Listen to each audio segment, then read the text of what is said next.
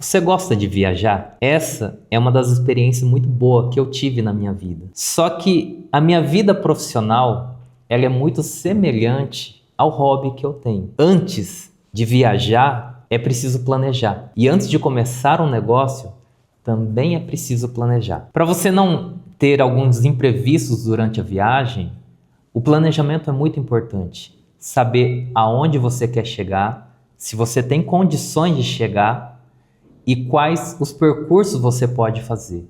Porque em uma viagem existem várias rotas e cada rota tem a sua particularidade. Se você quer ir mais rápido, se você quer economizar, então você tem que avaliar as condições de cada rota para você definir qual vai ser a sua metodologia aplicada. E nos negócios não é diferente. Antes de você iniciar o seu negócio, você precisa pensar em todas as barreiras, todas as dificuldades, todos os processos que você vai encarar. Aonde você quer chegar, o que é preciso para vencer em cada etapa. E eu gosto de trazer a imagem de uma viagem por ser algo que eu gosto. Antes de começar uma viagem, eu preciso pensar primeiro aonde eu quero chegar.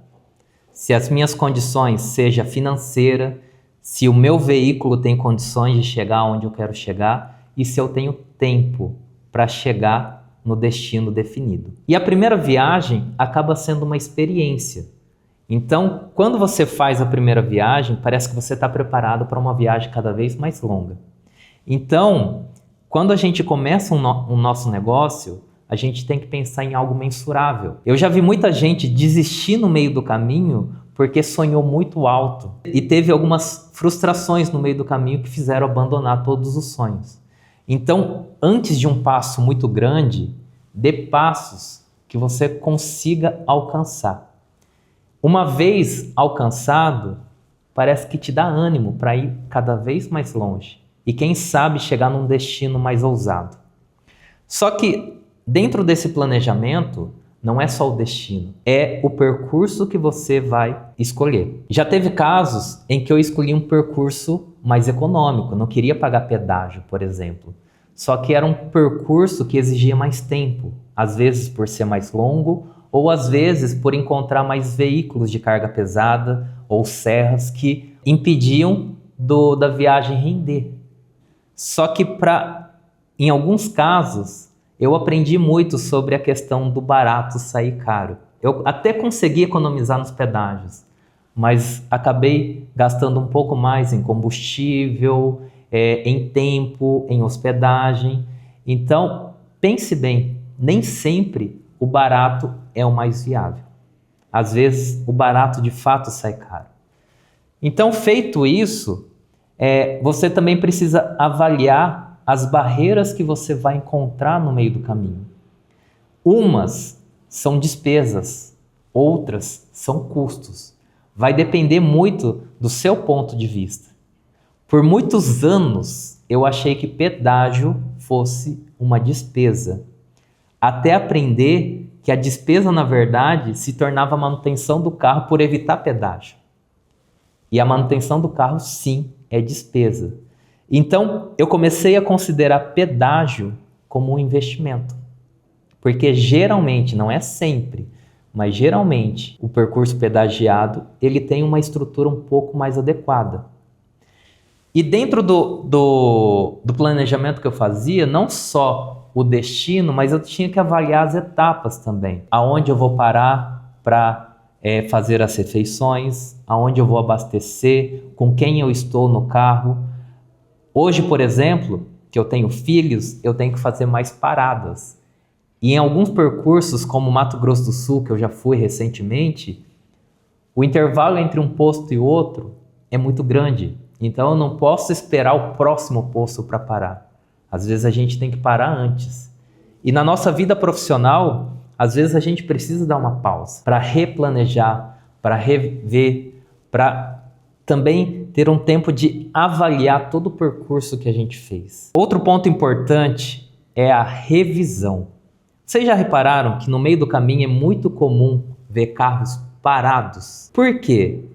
Porque a maioria, não estou dizendo todos, mas uma grande maioria deixou de fazer uma revisão no seu carro. Qual a importância de uma revisão? É ter as condições mínimas necessárias ou a garantia de que o seu veículo está preparado para viajar. E você, costuma fazer essa revisão? Você costuma fazer um alinhamento, balanceamento da sua vida antes de começar um projeto ousado, um novo negócio ou uma sociedade? Qual a importância dessa revisão, por exemplo? No carro, a gente faz um balanceamento, pneu por pneu, para avaliar se o pneu está funcionando corretamente. E, por fim, a gente faz um alinhamento para que todos os pneus caminhem juntos. Na nossa vida, é importante avaliar um balanceamento de cada área da nossa vida. A nossa vida financeira, a nossa vida profissional, a nossa vida pessoal e a nossa vida também espiritual. Se cada área estiver bem balanceada, o alinhamento vai ser garantido, fazendo com que todas as áreas caminhem juntos. E por que eu digo todas? Porque em alguns momentos vai depender mais de uma do que de outra, mas todas precisam estar balanceadas e alinhadas. Como um carro, às vezes a gente não sente o desnível das estradas, porque a suspensão do carro, ela faz esse trabalho para que a gente não sinta oscilação. Imagine se a suspensão do carro fosse fixa, rígida. O carro iria capotar. E às vezes na nossa vida a gente deixa todas as áreas de uma maneira muito rígida. E por isso que a gente sofre certos danos no meio do caminho. Se encontrarmos uma flexibilidade em todas as áreas, a gente acaba conseguindo encontrar um ponto de equilíbrio. Porque em determinados momentos vai faltar o recurso. Mas a nossa vida pessoal e profissional, ela dá um suporte para isso. E a nossa vida espiritual eu acho muito importante, por quê? Porque para alguns projetos é preciso ter muita fé. Já teve vários momentos em nossa vida que tivemos que dar um passo de fé, olhando para o futuro, sem saber ao certo se aquilo iria dar certo ou não. Mas como tínhamos um planejamento bem definido, as coisas aconteceram de uma forma mais estratégica.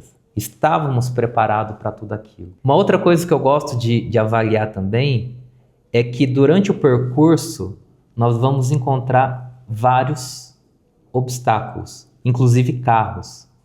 Então imagine, no meio do percurso ali, você está na sua velocidade e passa um carro a milhões do seu lado. Se você quiser acompanhá-lo, você vai assumir o risco dele. E talvez isso esteja fora do seu planejamento também, porque quanto mais rápido você vai, não só o risco você assume, mas você também vai gastar muito mais combustível. E na nossa vida profissional, eu já me deparei com pessoas que estavam avançando muito mais rápidas do que eu. E isso me deixava um pouco inquieto, querendo acompanhá-las. Mas será que eu tinha as mesmas condições da pessoa? Em outros momentos, eu também me deparei com pessoas que estavam devagar. E se eu não ultrapassasse essa pessoa, eu poderia ficar travado no meu planejamento. E talvez iria comprometer chegar no ponto onde eu esperava da maneira que eu havia planejado. E também existem as pessoas que estão ali do seu lado. Então, ora você tem pessoas de um lado, ora você tem do outro. Então você tem que avaliar isso. Em que momento da sua vida você está? Então, o planejamento, ela depende de vários fatores. Depende de onde você quer chegar, depende dessas etapas, definir a rota, planejar percurso e fazer uma revisão. Dentro dessa revisão, o que eu falo que é muito importante, não é você que vai fazer a revisão, mas é importante ter as pessoas certas contigo. Eu gosto muito de falar sobre ecossistema de desenvolvimento. Por quê? Ayrton Senna era o melhor piloto do mundo. Só que ele precisava de uma equipe de confiança.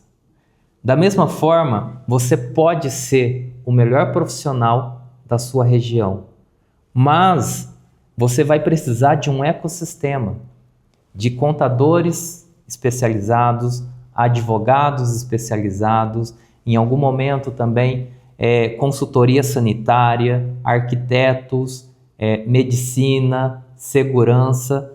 Em cada etapa da vida, em cada etapa do seu negócio, você precisa contar com assessoria especializada. O que a gente tem visto muito na nossa carreira são clínicas sofrendo gravíssimas penalidades por falta desses profissionais.